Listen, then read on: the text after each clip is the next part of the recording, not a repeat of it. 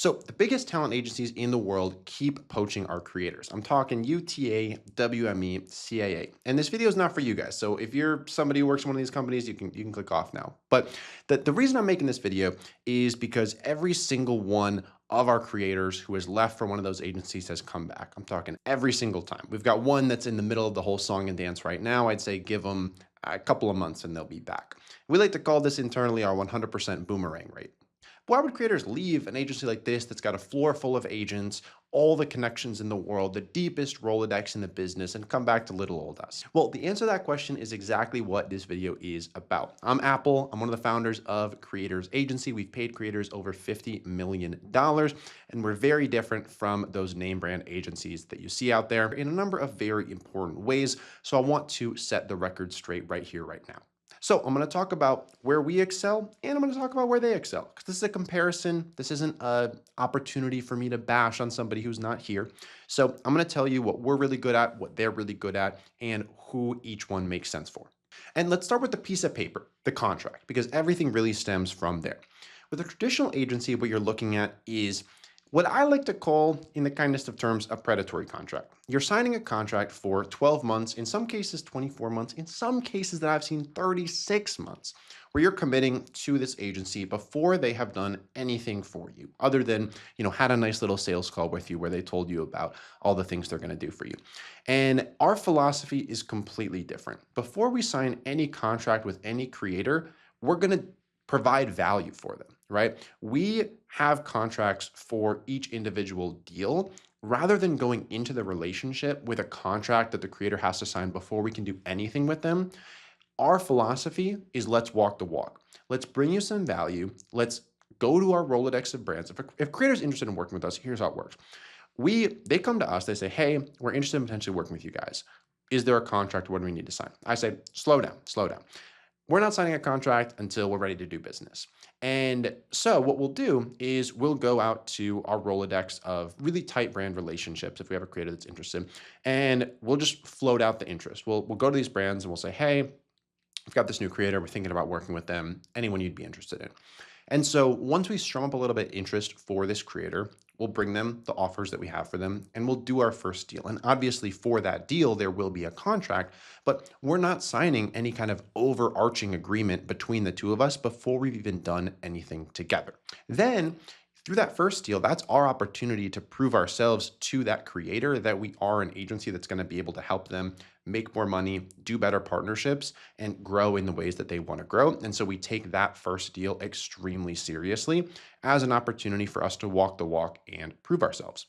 So if that first deal goes well, the creator says, hey, can we do more together? Then we'll expand the circle, we'll go to more of our brands, and we'll start bringing in more deals for that creator. It's a very natural process. We're crawling before we're walking, before we're running, and it's a natural evolution, right? It's not all or nothing. It's very much, let's see if this works, because it also goes both ways, right? There's some creators that we start working with, and for whatever reason, our values aren't aligned, we don't get along.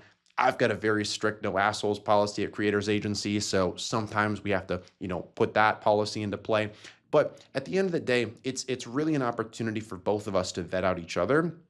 And frankly, I think it's a little bit silly to have to commit to, a 12-month, a 24-month relationship with somebody before you've even done anything together before, right? If I'm going to get married to somebody, I'm going to want to go on some dates first. I'm going to want to see if we get along. I'm going to want to see if our values are aligned. And so that's the philosophy that we have with Creators Agency with all of our creators. We're starting at step one and we're going from there. Also, we're only interested in brand deals. We've experimented with, helping creators launch different business ventures and things like that. We're very, very good at brand partnerships.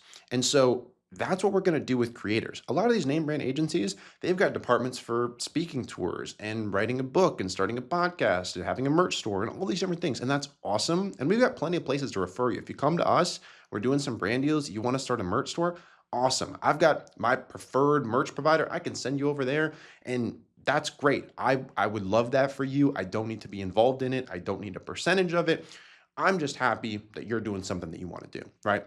But when we're talking brand deals, that's where we can provide value. That's where we have a ton of expertise, a ton of experience. And between the three of us founders, we've been doing brand deals for over 15 years, right? And so that's really where we shine. And so we're not your, jack of all trades. We are specialists in our one lane.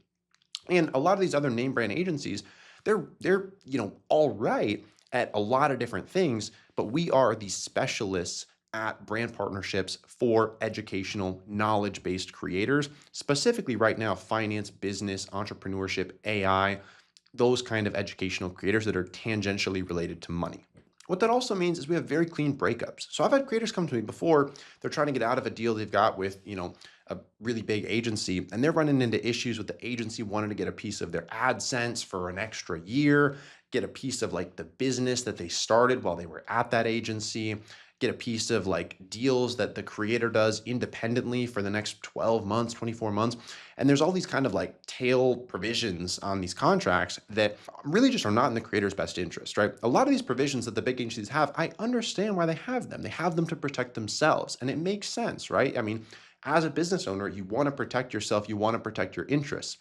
My belief on the matter is that the best way that I can protect my own interests selfishly is to have a good reputation and to do business that I feel good about. And as long as I'm doing business that I feel good about, there are going to be people that come in and, frankly, take advantage. Like we've had creators come in, we've negotiated high six-figure deals for them, and they've said, kick rocks, I'm going to go do this deal myself. Thanks for negotiating it. I don't need you anymore. Right. And those things happen. And I understand, like, if you're running a big company, like, it's important that you put provisions in place to protect yourself. But at the end of the day, I would so much rather learn that about a person that, hey, our values don't align. We're not going to be able to work together, and they go do their own thing, than me trying to reference a contract and claw them in and chase them down because I feel that they owe me something.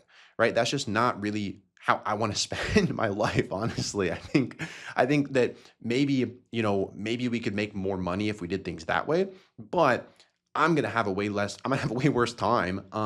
We're gonna be burning bridges with creators, with brands. Like that's just not really the business that I want to be in. And so my belief on the matter is like creators are gonna do whatever they want to do, regardless of what's written in a contract. I've seen that play out so many times. And really at the end of the day, my priority is just how do I protect the relationships that we have with the creators and the brands that we love working with and that we're values aligned with, rather than trying to hold everybody to what's been written in a contract. Also ties me into another way that we are quite different or somewhat different from some of these other agencies. And it's in the way that we approach contracts. So, one piece of feedback that I've heard from a lot of brands about some of these larger agencies is that their redlining process on contracts is insane, right? They're marking things up, and I've seen some of these red lines before, and there's more red on the paper than there is black. It's insane. But the reason that they're doing that, right, is that they're trying to protect themselves. They're trying to protect their interests, and they will, go after these brands, go after these creators, sue a brand, sue a creator. We're not in that line of business at all. Does that mean we don't redline contracts? Absolutely not. We've got paralegals to review the contracts, make sure everything's good, make sure nobody's signing anything they shouldn't be signing. That's not the point. The point is, a contract is there to set expectations, to define the relationship. In my opinion, in my belief, contract is there to set expectations, define the relationship, and make sure that everybody is walking into this on the same page.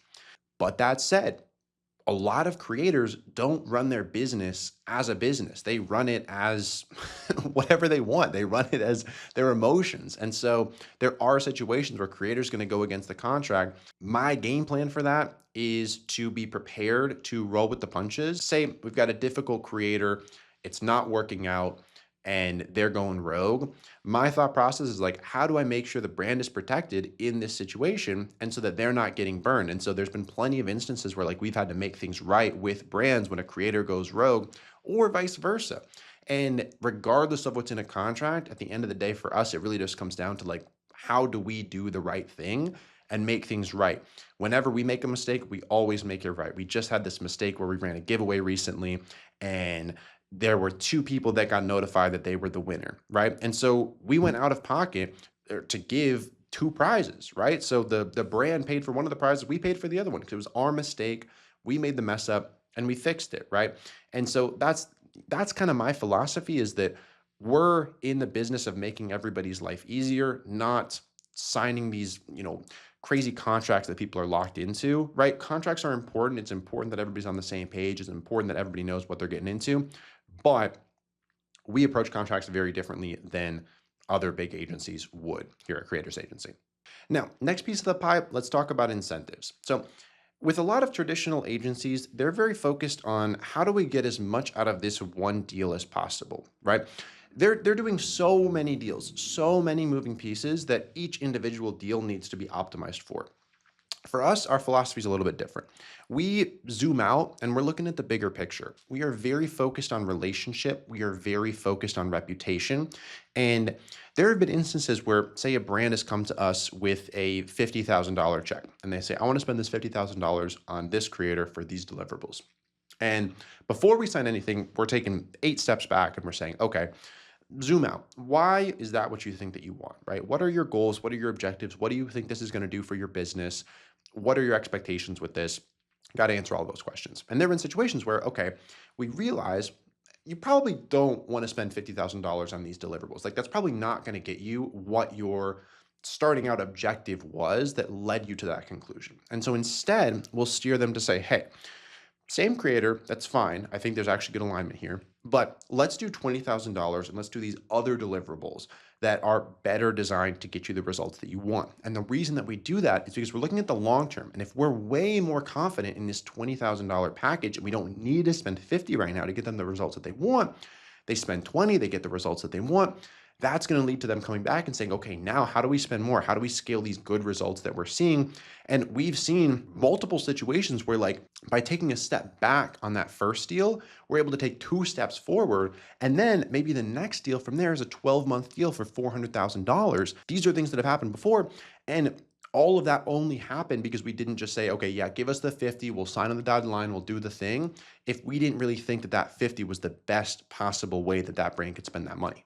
And I would say generally our process takes a similar amount of time to the process that other agencies will take, but the difference is they're spending 80% of that time redlining a contract. We're spending 80% of that time before we even get to a contract, setting expectations, figuring out what the brand's objectives are, what they're trying to optimize for, what success looks like to them. Before we even let anybody pull out a contract, we have to have full alignment on those things to make sure that we're actually getting into something that makes sense for everybody and isn't just going to be like a one-time flash in the pan. Because it's honestly a lot of times a lot more work to do a one-off partnership that doesn't work than to do a 12-month partnership that does work. And so I would so much rather front load the effort, front load the time, front load the communication in getting to something that will work rather than just diving into something that won't. And then now I'm on the back foot and I'm trying to talk somebody into spending more money on something that didn't work. Not a position I want to be in. I would rather get that out of the way before they've opened up their checkbook. But you might be thinking, Apple, what are you going to say to the creator that says, CAA's got so many more relationships than you guys. WME has a much deeper Rolodex than you guys. They work with all of the Fortune 500, all of these brands, all of those brands. And that's a question that I've gotten all the time. It's a very common question. A lot of creators will ask us this, especially when they're deciding, do I go jump ship and go work with one of these other name brand agencies for a while? And there's really 2 pieces to that.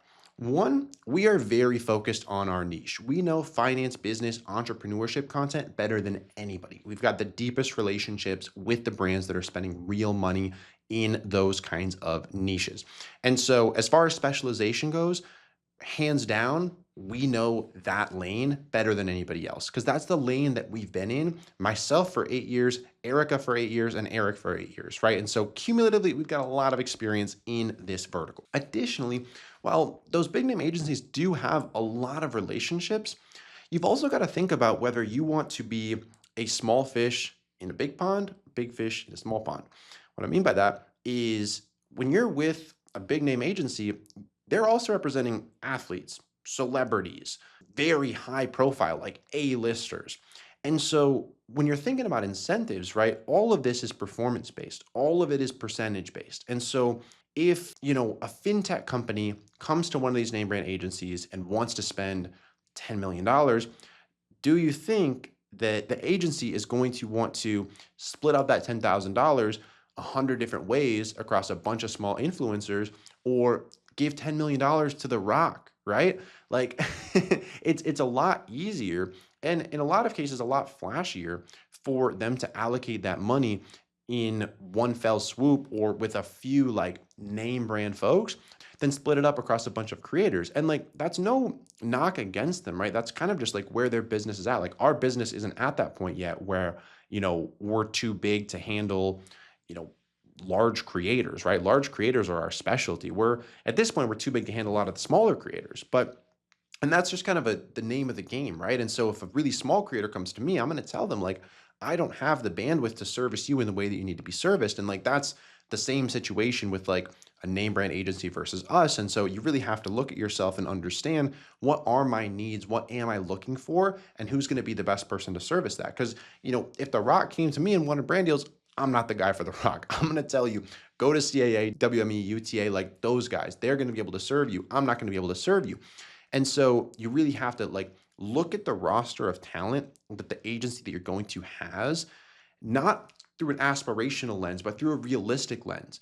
Are they working with creators that look like you, that do the same kinds of deals as you, that are in the same stage as you, or are they not? In either direction, right? If they've got a bunch of small people and you're the one big one, that could be an issue. And if they've got a bunch of big people and you're the one small one, that could be an issue.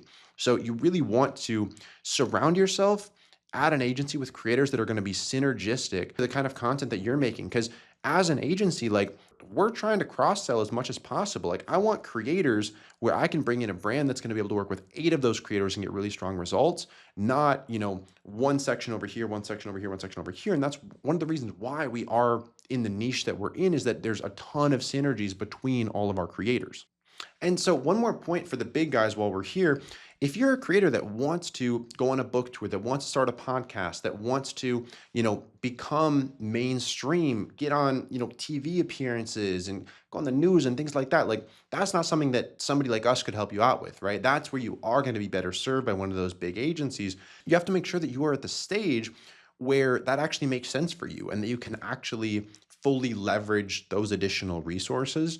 Because with a bigger agency, it's a bundle deal, right? You have to sign up for all of it. And so if you just want, the piecemeal solutions, you're going to have to string those together yourself. But for some people, getting that one size fits all package, if you can benefit from, 4 or 5 different things that they're going to be bringing to you, that can make a ton of sense, because it's a lot of work to try to string those things together individually yourself, especially if you're trying to run a creator business and like you don't have a massive team at your disposal. So hopefully this video shed some light on how a boutique agency like Creators Agency is different from some of the big dogs out there. If you are interested in, learning more about us, no call to action here, but go to creatorsagency.co. You can check us out. Got all of our information on the website. If any of this resonated, feel free to reach out. Shoot me an email, apple@creatorsagency.co. Always here for you. Hope you're having a great day. See you in the next video.